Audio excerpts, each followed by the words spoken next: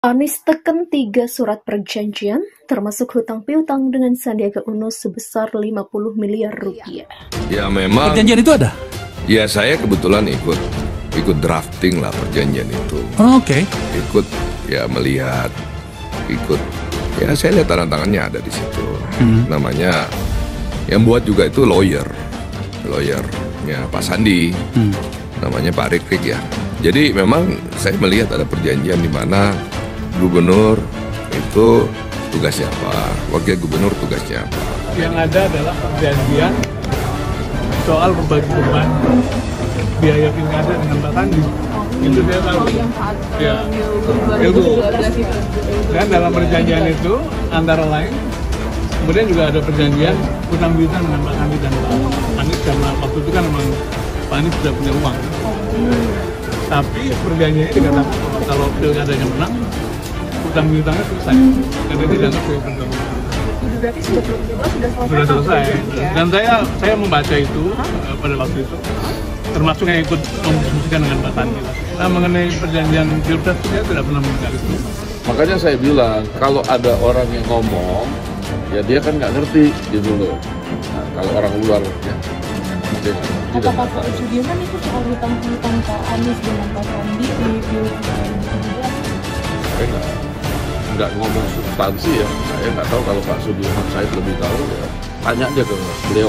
Gimana yang pasti itu memang ditulis oleh Pak Fadli, barangnya sekarang ada di saya. Anies Baswedan disebut menekan setidaknya 3 surat perjanjian saat mencalonkan diri sebagai Gubernur DKI Jakarta pada Pilkada 2017 lalu. Surat perjanjian yang pertama ditekan bersama Prabowo Subianto, Ketua Partai Gerindra yang mendukungnya untuk mencalonkan diri. Surat yang sama juga ditekan oleh Sandiaga Uno yang ketika itu adalah calon wakil gubernur. Menurut Sandiaga Uno, surat perjanjian ini disusun bersama politikus Gerindra Fadly Zon. Bahkan Fadly menulis tangan perjanjian tersebut dan dibubuhi oleh materai, sehingga tak merinci isi perjanjian tersebut, tetapi mengatakan bahwa surat itu kini dipegang oleh politikus Gerindra Sufmi Dasko Ahmad. Banyak yang menduga perjanjian itu berisi kesepakatan bahwa Anies akan mendukung jika Prabowo mencalonkan diri sebagai presiden. Tetapi baik Gerindra maupun pihak Anies Baswedan yang kini dicalonkan Partai Nasdem, PKS dan Demokrat sebagai bakal capres di pemilu 2024 belum buka suara soal perjanjian ini. Perjanjian kedua adalah terkait pembagian tugas antara gubernur dan wakil gubernur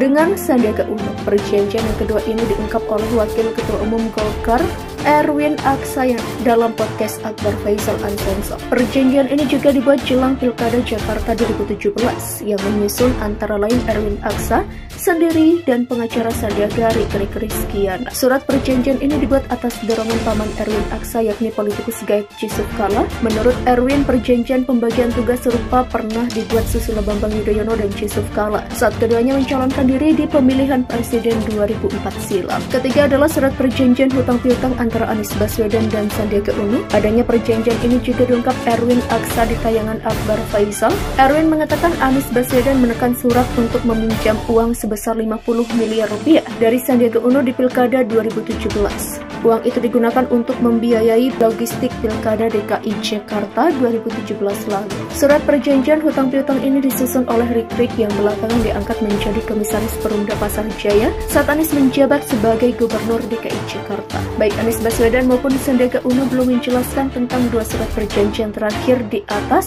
Akbar Faisal sendiri mengatakan akan mengundang Anies dan timnya untuk memberikan klarifikasi. Tetapi baik Gerindra maupun pihak Anies Baswedan yang kini dicalonkan Partai Nasdem, PKS dan Demokrat sebagai bakal capres di pemilu 2024 belum buka suara soal perjanjian ini. Perjanjian kedua adalah terkait pembagian tugas antara gubernur dan wakil gubernur dengan Sandiaga Uno. Perjanjian yang kedua ini diungkap oleh Wakil Ketua Umum Golkar Erwin Aksa dalam podcast Akbar Faisal Uncensored. Perjanjian ini juga dibuat jelang Pilkada Jakarta 2017 yang menyusun antara lain Erwin Aksa sendiri dan pengacara Sandiaga Rikrik Rizkiana. Surat perjanjian ini dibuat atas dorongan paman Erwin Aksa yakni politikus Gaek Yusuf Kala.